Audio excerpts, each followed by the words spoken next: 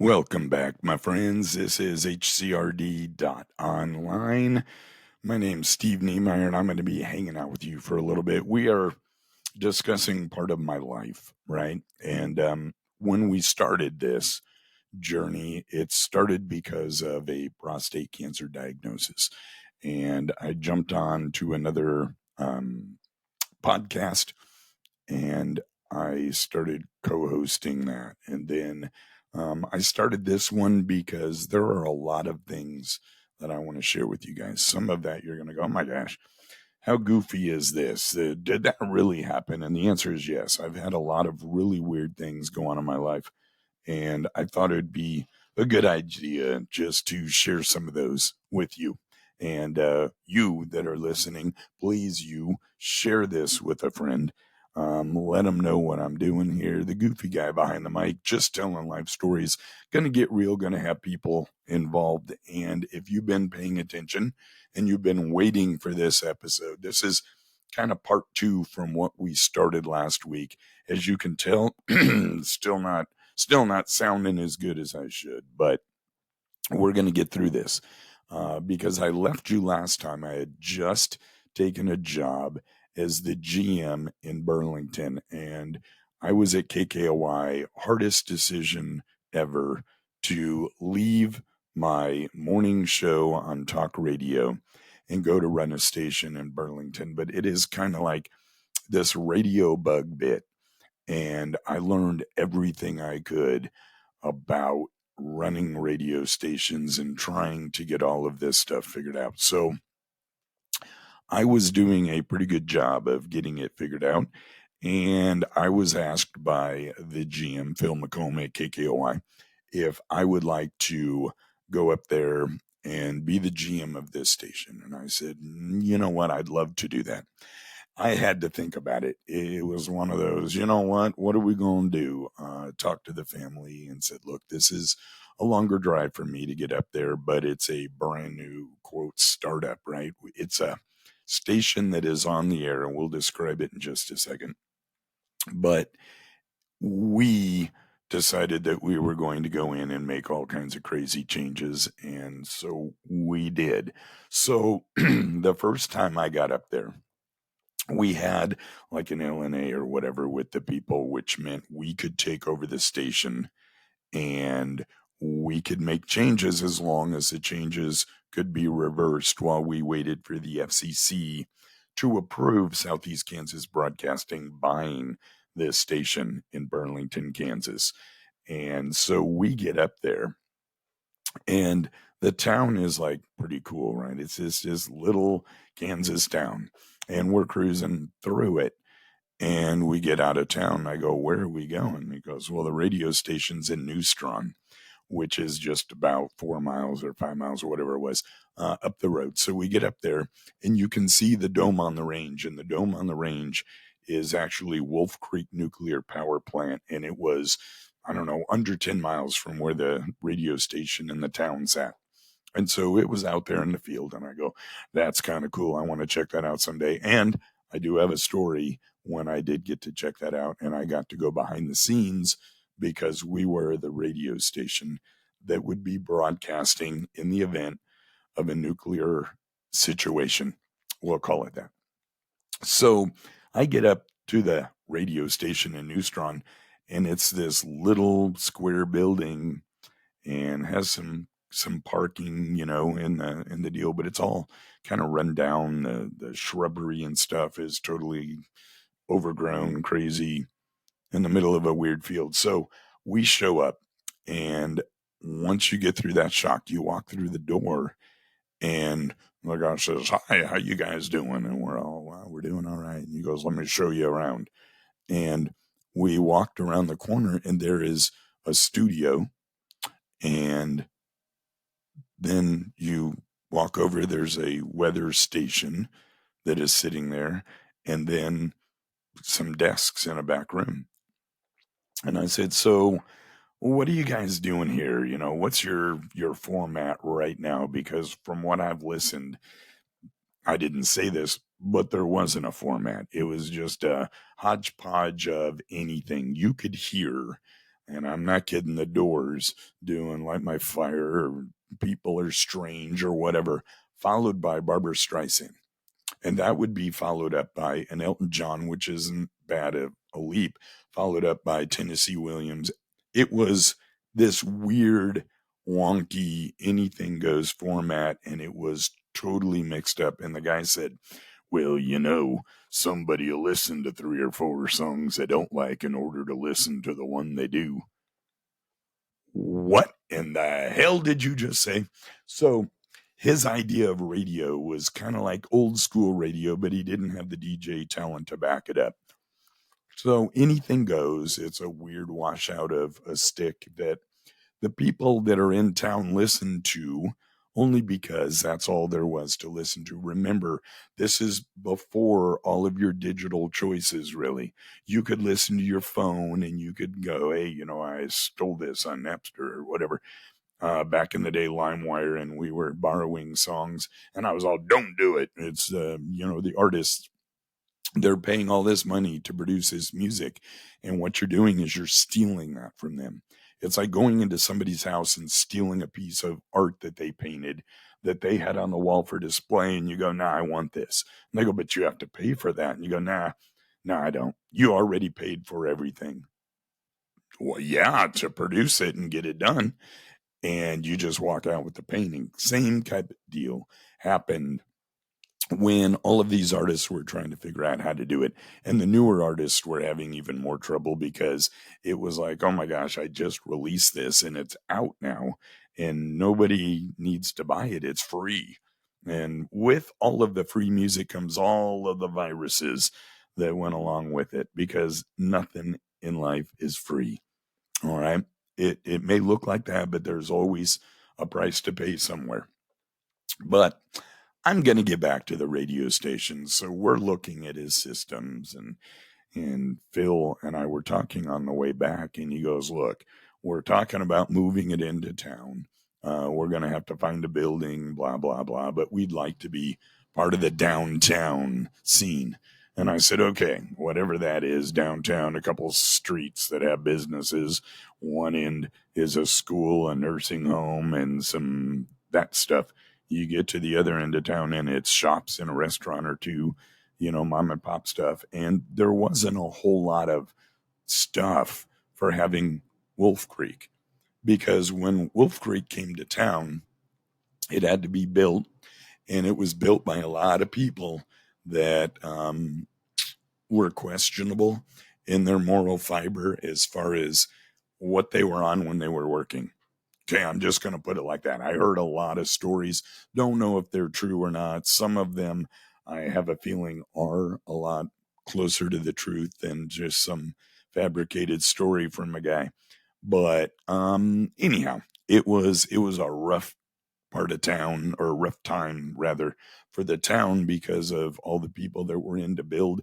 They had to have somewhere to stay, and there wasn't any rental stuff. So it was a lot of trailers and a lot of people renting houses where 12 people were living in it with 6 people on each shift, and they were running around the clock trying to build this thing. But there are a ton of tax dollars that are brought into your county. And yes, so you're looking at the big dollars, right? At one point, they said we could build a bridge from Burlington to New Strong and use it with the school logos and all this stuff, but we can't use the money to go in and pay for more teachers. And I learned all about the school monies and all of this stuff later. That's a whole nother radio station, a whole nother adventure with Forrest Knox, which was a member of the Kansas House and then the Kansas Senate, became a good friend of mine. Another story for another day. But Burlington, when Phil and I were going back from the station, not only did he want to move it into town, he said, we're going to have a meeting on Monday with all of these people, and we're going to fire everybody. And I go, what? How am I going to run it? He goes, we're going to fire everybody and then rehire the people we want to have on there. And I said, okay, I like this. There was this one gentleman that got hired, and he wanted to be a radio sports announcer more than anything in his entire life. That was his goal.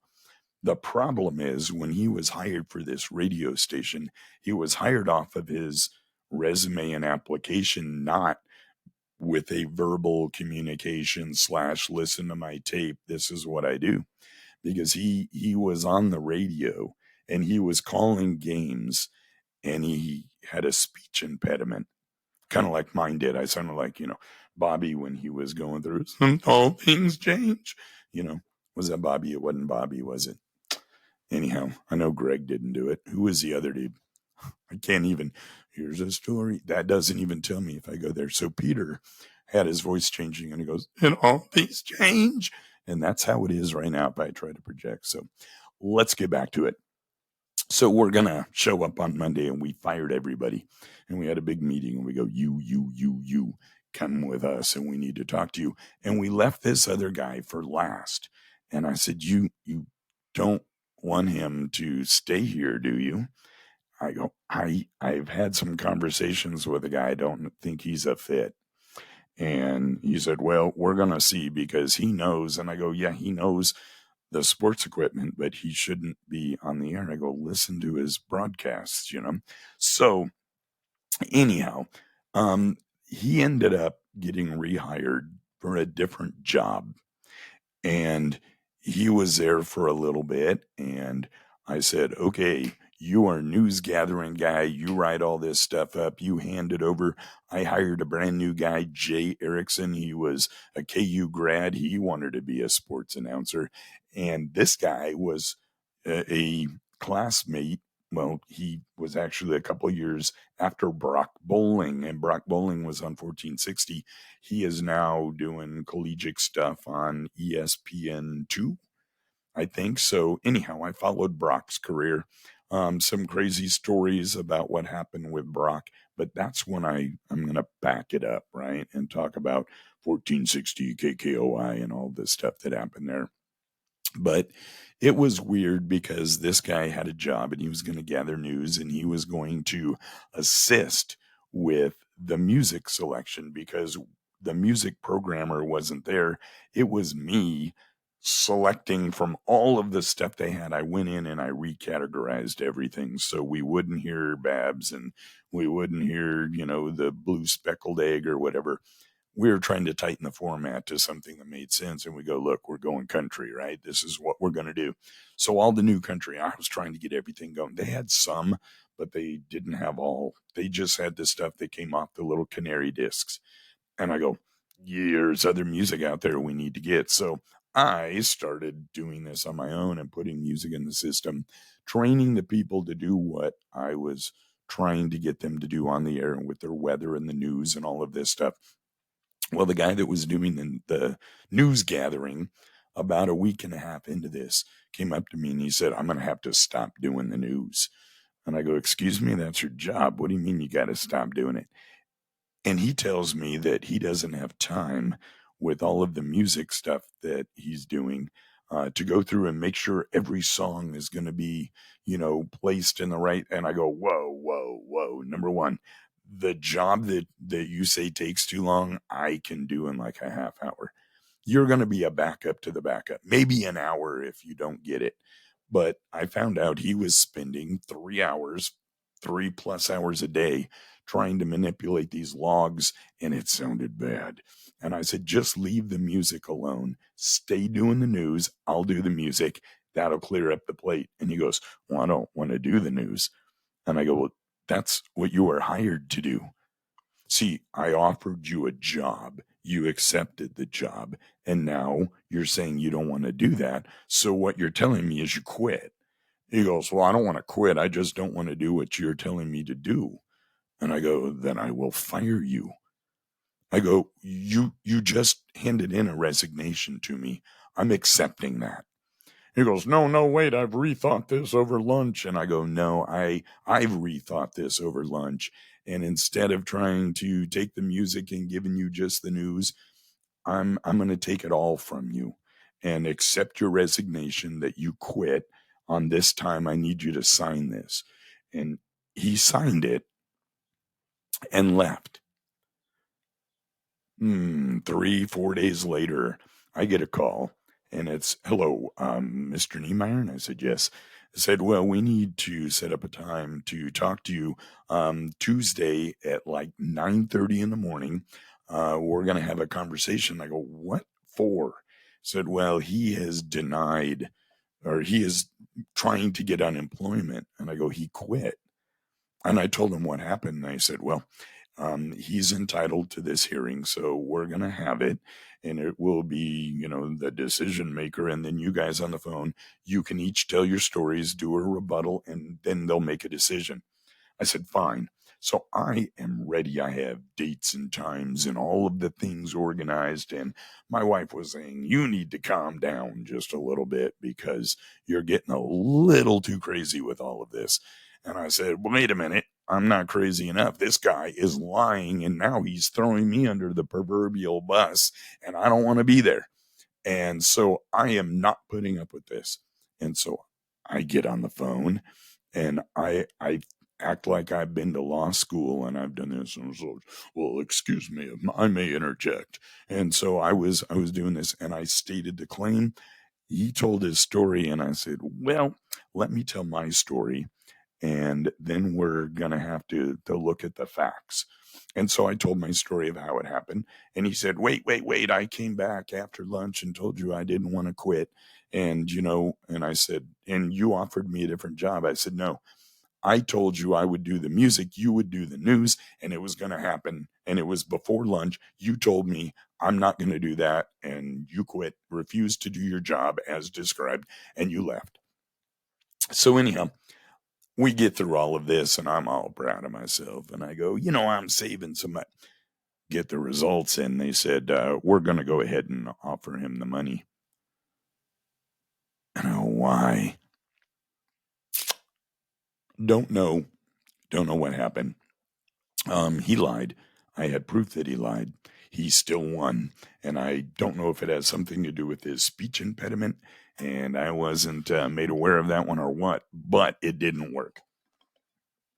So I had that little black spot that I had to forget all about, because we have a brand new station to run, and this weather station is so cool.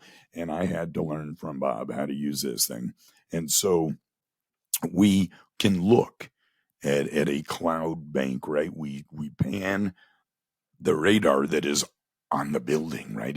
We have a tower that has this thing. So now we're all high tech. We're like the news stations, I'm looking at this weather map that is like insane. We could take it and do the pitch and take it up to find the top of the cloud tops, understanding that, look, hail's going to fall out of this, and the temperatures at levels, it was amazing the information we had.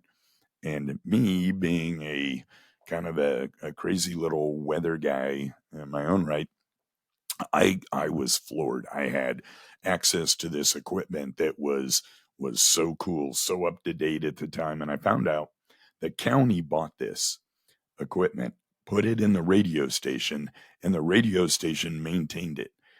As far as when all of these banks on this modem get full, it doesn't reset. Like if all of them are trying to hit at the same time, it'll lock it up.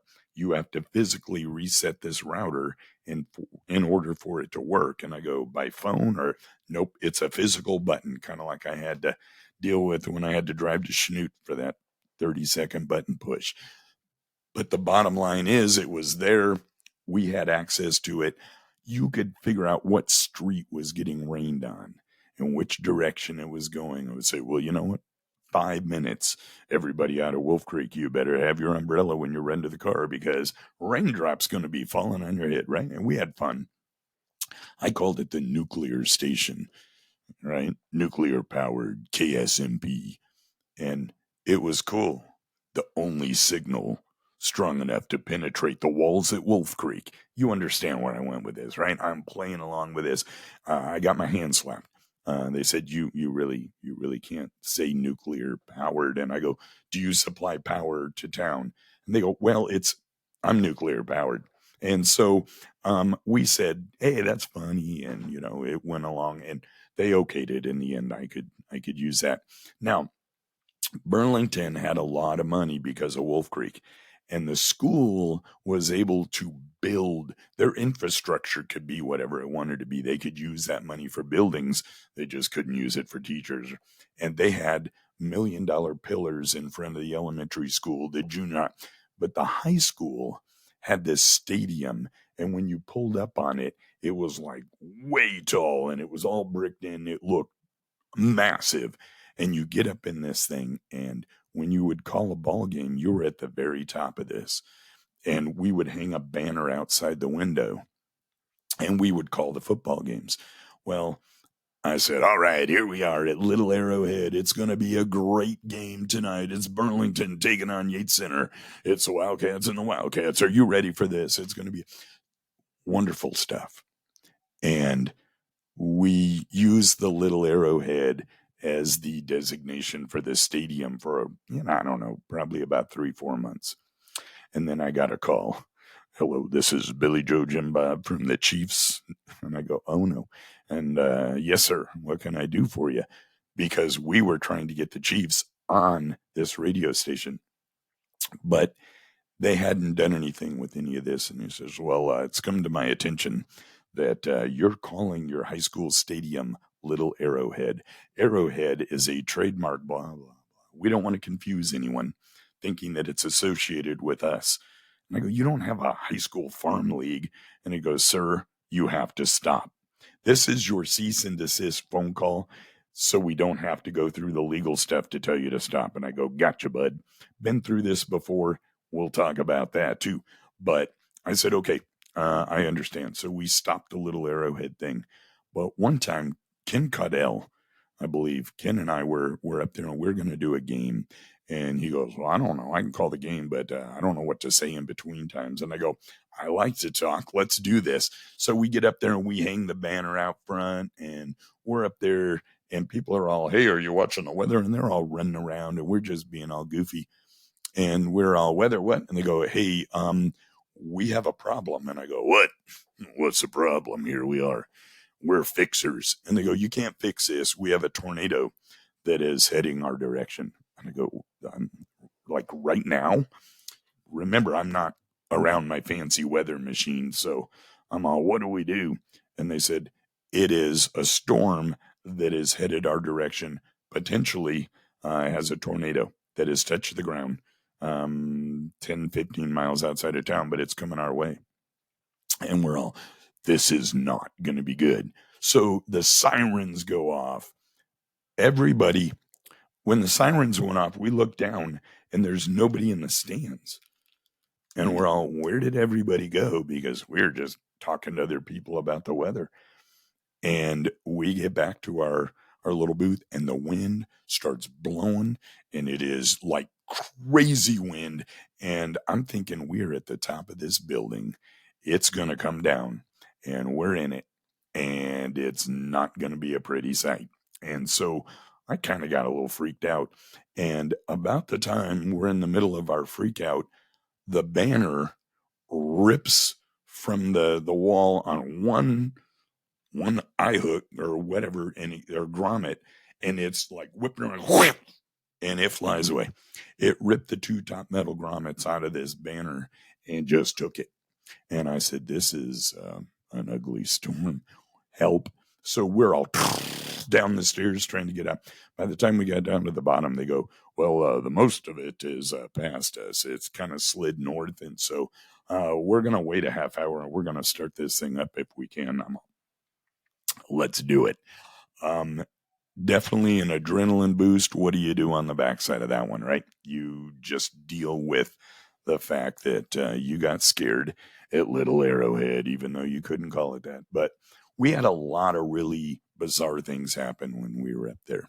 One of the things that I will never forget, and I guarantee you guys aren't going to forget about this either, not the story I'm going to tell, but the story that you were involved with, because I was at home getting ready to leave to go to work, and it's whatever time it was in the morning. I was there a little later because I had done some stuff. Anyhow, the phone rings and it's Peg. Remember the one, that salesperson that wandered in the door?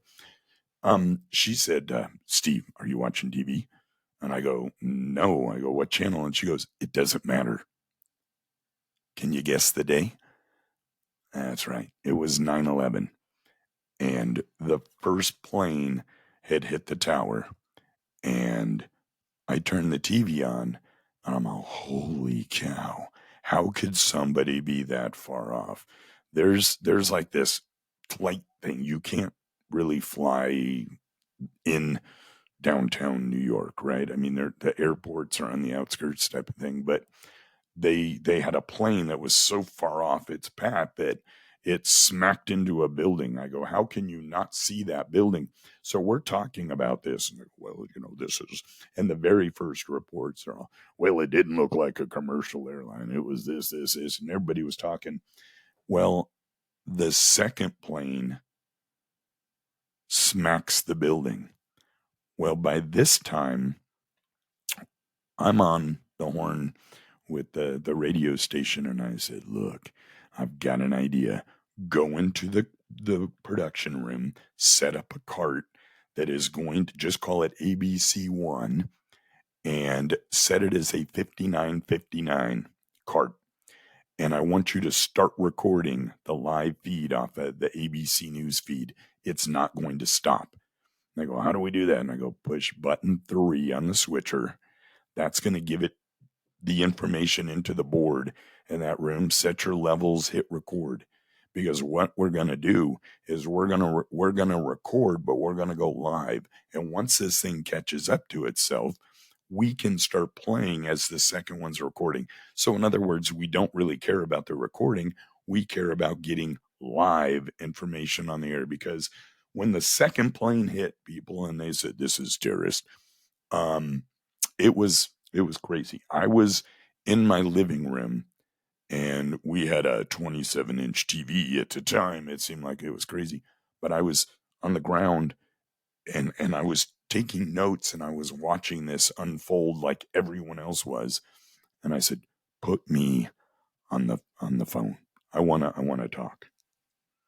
And so they put it through. I have this weird ability when somebody's talking, I can start talking kind of like a delay. And I started doing this way back when, KMET, KLOS. I thought everyone could do it. When somebody talks, you just start talking and your brain remembers what they said. And as long as you keep the pacing up and you keep everything there and you don't overthink it, I can repeat everything they say. So I used this talent when the news was talking, and I said, okay, here's the latest we know right now. I said, the latest that we know right now. And I would start repeating what they were saying, right? Because holding a cell phone at the time up to, this was probably a little flip phone from Nokia or something. I go, it's better if I'm going to talk through it. And so I was talking. Well, we went back and forth, and I was on the air, and I said, oh my gosh, there was another explosion. And it was from the bottom of the tower. And it went up, I don't know, 37, 38 stories or whatever they said. And then all of a sudden, the building came down. I am talking live, and I go, oh my gosh, the building, and I'm doing my thing. I wish I had a recording of it, because it was probably similar to the Hindenburg. I was freaking out, because here we were, this scared the country. And so I did that until we got into that loop thing going, and it was so cool because we had ABC News going, and we would bring it down and we would play our commercials that we needed to play, and then we'd bring it back into it. And so we were able to manipulate the system. Didn't have the rights to do this. I had the rights to play the news at the top of the hour and a recap at the bottom of the hour if we wanted to. But I knew they weren't going anywhere. So I tapped into their live feed and I was broadcasting that. And I guess looking back, I could have asked permission, but that would have taken a long time. And everybody was busy that day. It's not like, hey, you know what? I don't mean to bother you. I know you're kind of busy today, but, and they wouldn't even talk to me. I'm sure. At least that's what I'm saying. So I just went ahead and did it, made it all happen. and went through this day like everyone else, totally shocked. And then Pentagon, and then the field, and all of this information is coming at you so fast, and it's terrible, horrific news that just makes you mad. And then a few days later, you have Where Were You? Alan Jackson performed it on stage. It was right after it happened. And I go, I love that song. And I go, I have an idea. We have a beef jerky place down the road in Leroy, right? We could go in there, and what I need to do is everyone was recording songs that were tributes to 9/11 right after it happened. And it would be anybody. Garth Brooks is singing, The River or whatever it was. And they had news clips in it. And so I said, this is awesome. So I took this and I had like 15 songs that people had released that were like, hey, come on, share this with the world. And I said, I'm going to, but I have an idea. So I said, anyone that wants to purchase one of these opportunities to help the firefighters and the first responders, here's what we're going to do. We're going to buy jerky. So you're making a donation to the jerky fund. And as a gift, I'm going to give you a CD. I didn't have the rights to sell it. Did I have the rights to give it away? Probably not on a recorded thing. Who's going to get mad at me for what I did? It's a patriotic love fest on the radio. Everybody was digging what we were doing. I was sharing these songs that I had downloaded with other radio stations so they could play it. It wasn't like it was something that I was just taking, right? Even though I kind of did. But we raised a bunch of money for this. And I said, oh my gosh, what are we going to do? And so the radio station got ultra popular. I had a gas station in town call me that said, I need to get on the air and defend the gas station for what they did. And I said, you understand, I'm going to ask questions. I'm not going to sugarcoat what happened because it irritated a lot of people. And she goes, well, I understand that, but it wasn't my fault. And I go, if you want to explain what happened, understand, I'm going to ask questions. And she agreed to it. And we got on the air, and I said, this is her. This is a gas station that she is a manager of. And we need to talk because she came to me and said, I want to tell my story about what happened on 9/11. And I said, okay, well, let's go. And she was talking about the fact that their manager called her and told her to raise the price of gasoline over $5 a gallon. It was like crazy. I don't even remember now off the top of my head. It was a bunch of money. And I said, why you're tripling the gas or whatever it was, I go, this isn't right. What happened? And they said, well, my manager told me to do that. And so I had to go out there while people were freaking out, trying to get gas and stop the pump to set the prices up. And I go, why didn't you just go out there and put the little bags over the handles and lock the pumps? She goes, because I was told I couldn't do that. That was a corporate decision, not my decision. And I said, okay. But at the same time, you had a lot of people paying $10 a gallon for gas, or like I said, whatever it was. And I go, there's people that are upset. You didn't do it the way they wanted it done. She goes, I couldn't. This is the way I had to do it. And I go, ma'am, I understand that. Your boss told you to do it. But you made a lot of people upset. And she goes, and that's why I'm on here and I'm apologizing. I said, are you offering a refund to the people who bought that? If they bring their receipt in, can you give them at least the difference back? And she goes, corporate said no. And I said, well, ma'am, it was nice talking to you. You have a wonderful day. I hope everything goes well. The station sold within a month. The other station that was like 2 blocks, they were telling people, look, we're going to have fuel. I know everybody's freaking out and getting gas. All of our fuel is at our lowest price. You can get the high octane, you can get whatever, one low price, but we're telling you, you don't have to do this, which is, I guess, a smarter way to do that. But at the same time, it was ugly for the other station because they did go out of business. Now I have jerky sales where I said, "Oh my gosh, I can send a bunch of jerky," and I'm excited. So I called and got a hold of 12 people later, the people that were in charge of getting stuff to the first responders. And she goes, "Oh, honey, we have warehouses of stuff we haven't gone through. We are not dealing with food right now. You know what you could do? You could give that to your local fire department, first responder people, and just tell them that, we appreciate what they do." And I go, "Ma'am, I can't do that. I told people that this is what it was going for. I'm not going to go back on that because it's not my money. I didn't donate it to the cause. They want to help you." And she goes, "Well, why don't you wait about 2 months and call me back, and we'll see when we can get that scheduled. We'll know a little bit more where we stand then."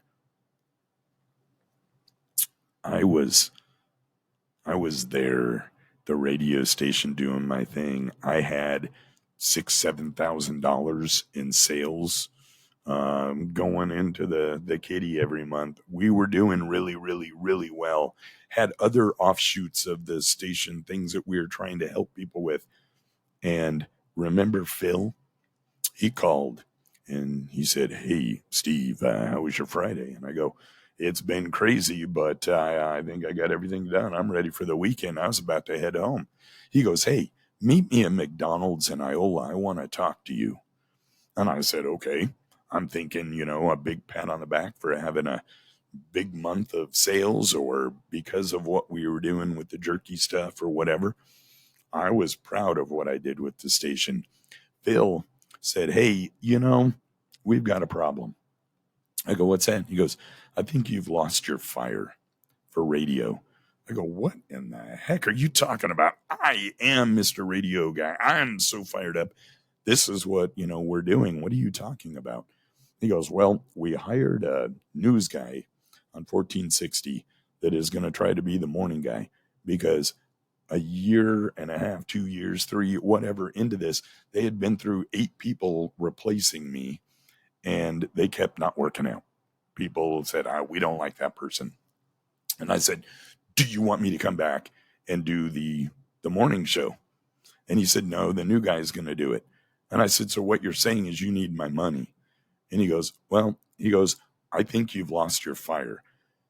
I said, "Phil, you have been in the military. You've worked for Steckline. You work for some powerful people in the radio world. You're a really good salesperson, a good motivator." I go, "What is the deal?" He goes, "Well, I've made this decision." And I go, "I want you to know, in your entire career, military, outside of military, this is the dumbest decision you've ever made." And he goes, "Well, Steve, there's a possibility that that's true, but we're going to go in another direction." So where did that direction take me? And what happened to the jerky money? They kept it. They never sent any jerky. It wasn't me. This was 3 months since they called me and said, "What did you do with all the money?" I go, it's sitting there waiting to be used." And he goes, "Thank you." I'm all, what the heck? And then I find out they didn't send jerky. They didn't send money. They didn't even send it to the local people. I don't know what to tell you. Other than the fact that is not the first time Phil McComb has lied and made bad decisions and decisions blaming me for things that he did and taking credit for things I did. But that's him, and he's going to have to deal with that when he meets his maker. So I don't really know. But you remember "Oh no, I have the fire. I'm going to make some changes." I had 3 job offers in 2 days. wanting me to do sales and doing some other stuff. And one of the calls I got was Mike Sutcliffe, KINZ, in Chanute. Remember Chanute, same place that KKOI was. And they said, "Hey, you wanna come talk to us?" And so I went in to talk to Mike, and I'll talk about his problems and what happened with that whole job offer thing next time. You guys, thank you so much for being here. This is very therapeutic for me, and I hope it's entertaining for you. I'm going to keep putting these things out regardless. But please, if you're enjoying this, share us with a friend. Just go, hey, listen to this guy. He's just a storytelling goofy dude that gets off the rail and comes back, and he's right back in the middle of his story. And I don't know how he does it, but it's kind of entertaining, and I want to listen to more. Please share that with other people, right? Until next time, and we'll talk.